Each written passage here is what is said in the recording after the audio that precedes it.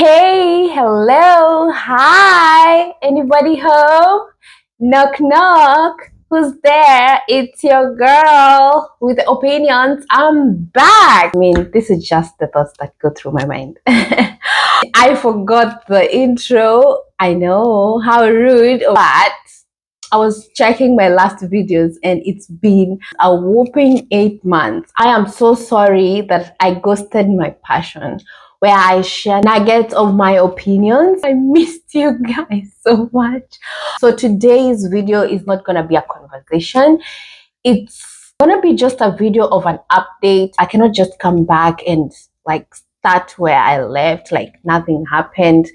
Updates in all like my pillars of life, like my work, my relationships, my spirituality, my purpose. I'll start with relationships because that is what led to where I am right now. And I feel like all my life, relationships have always been what catapults me to the next level. TMI. Anyway, I saw a post recently that said dating in 2025 is like you're dating, then you're in a situationship, then you're in a relationship, then you get ghosted, and then you get into an arranged marriage or something, and someone was skipping all the stairs and they were going all the way to arranged marriage because they were not willing to go all through that process. So anyway, I'll give you some information. I have been single now for 2 years, 4 months and or 5 months approximately there. 1 year in my singlehood, I was like, I'm gonna try dating. Not like seriously dating, just dipping my toe into the waters and seeing what's available, testing. Because in my singlehood, I was healing, I was going through all this spiritual transformation.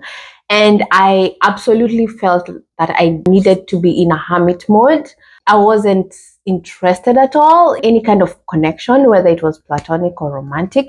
The last time I posted, I was in a situationship. It just wasn't working for me.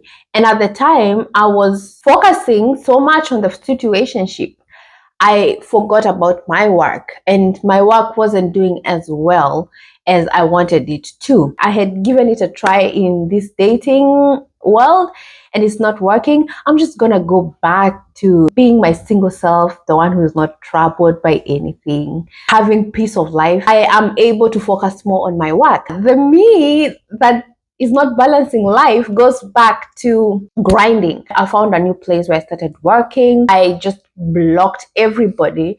If you put your mind to do anything, you can achieve absolutely everything that you want, because I ticked off every goal that I had. However, I wasn't doing it in a balanced way. My social life was in the trash. One of my purpose, which is creating content, was also in the trash, because at first I was like, you know what, I am gonna try and balance, but I wasn't able to. I had to accept the fact that I can't go the way I was going at work and still create content. It was so overwhelming for me at that time. Then my spirituality with God, I was like, you know what, God, I'm gonna create like a way that you and I are gonna communicate. At that time, I was communicating with God subconsciously, not subconsciously, sorry, consciously. I talked to God through my thoughts. I could hear Him once in a while, but not as often, because I was also not looking for Him as often. And that's one thing I like about God, because He meets you where you are. You want that kind of communication, that kind of relationship, cool, that's where you are, okay. And I know that my purpose was still going on because I was living authentically as I am. And that, I think, is also a purpose of mine, because wherever you're planted, this life is not mine. And as long as I am living in the best version of myself as I can, as I know how to at that moment, I know that I'm living one of my purposes. And I was like, I'm going to rekindle this once I get to a certain place. So after checking all my boxes in terms of goals, in terms of what I wanted, I did get to a point where I didn't know when to stop. And the universe was like, Hello, honey, it's about time you start balancing your life. The universe starts with simple things like I sprained my ankle at work. I had been forced to take breaks. The only break I took was like what? Like small break. Of course, I got treated. After the sprain, I had a choice to make. This year during the spring, I took a trip to New York. Yes, it was such an amazing trip. I loved it. I just wanted to escape everything that was happening so that I can have clarity on knowing how to move forward. Fast forward, I made a choice. Making the choice meant cutting down my work time. Change is really difficult because you've been used to this kind of thing and now you have to adjust. And it's not that you're going to lose because at the end of the day, you're going to balance your life. But it was somehow difficult for me to come into terms with that reality. And I was struggling through it, like mentally. I remember there was a day that I was so stressed, which, come to think of it, it wasn't that much of a big deal. It's just that I wasn't ready to let go. There was a day that I was driving from work and I was crying in the car and I'm like, oh, I don't know what I'm gonna do. God was just trying to tell me, you know what? You're not losing anything. It's just that I want you to balance your life. You've achieved your goals. Time to slow down on your work and balance other things in your life. Of course, I am stubborn. A forceful hand had to be used. I feel like the universe brought in something that could be a substitute to make me feel better. I've taken this from you, but here is something you still can have whatever you are looking for. It got to a place where I started to resonate with the bass song by Shabuzi, where 9 to 5 ain't working. But I do love my work. It's just that the drive, the zeal that was there was no longer there. And I kept ignoring all these signs until that moment. I love enthusiasm, I love passion. And in everything that I do, I love to feel like I love whatever I'm doing. That was like my breaking point where I was like, okay, I'm going to cut down on my work. I'm going to start working on my social life. Taking you back to when I was last here, one of my goals in terms of relationships was to find meaningful connections during my work time. I did connect with people platonically.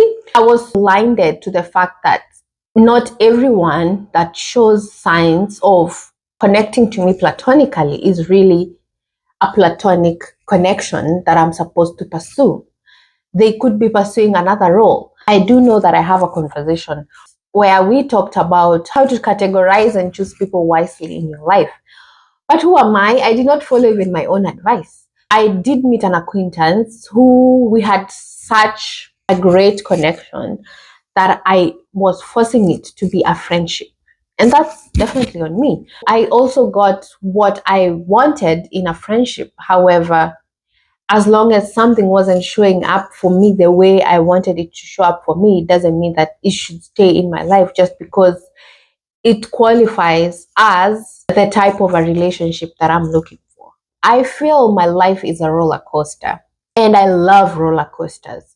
When it gets high, it's really high. Moments are so beautiful and I do not regret any moment that I created. However, when the lows hit, they hit really low and really hard that it just breaks and shatters you and makes you build walls. And that's fast forward to where I am currently, starting from ground zero, which is fine. I'm okay with it. I've come into terms with that. And that's all that matters is the fact that I tried and I'm not going to give up either on platonic relationships or in romantic relationships just because I put myself out there and it did not work. After slowing down everything, I started to be more intentional with my personal relationship with Source. I started reading this book. It's called Unraveled by Diana Loria. It has been deepening my relationship with Source or God. I have been communicating with God in a way where I am communicating to a best friend. And now I do not have to feel codependent on other people.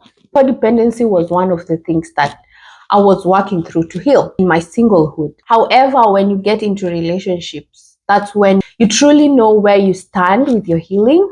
And I did learn that, yes, I have come a long way from where I was in terms of codependency, but I still had some things to work through. Because anytime a romantic issue would pop up, I would be the first person running to find a confidant.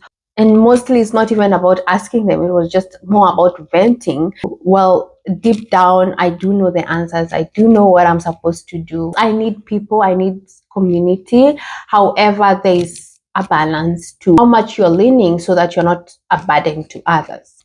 After reading this book and deepening my relationship to my source, to God, I started realizing that you have God to rely on in difficult moments. Your first instinct is to like call a partner and lament to them how difficult it has been for you. They're not gonna solve anything. They are gonna hear you out. They're gonna be there for you. But God is always there to give you solution, to show you the way forward. And I'm not discounting the purpose of relationships in general, because they play a very huge role in our lives. Yeah, when you're going through a bad day, you want your partner to be there for you. When you need advice or to have fun, you need your friends there for you.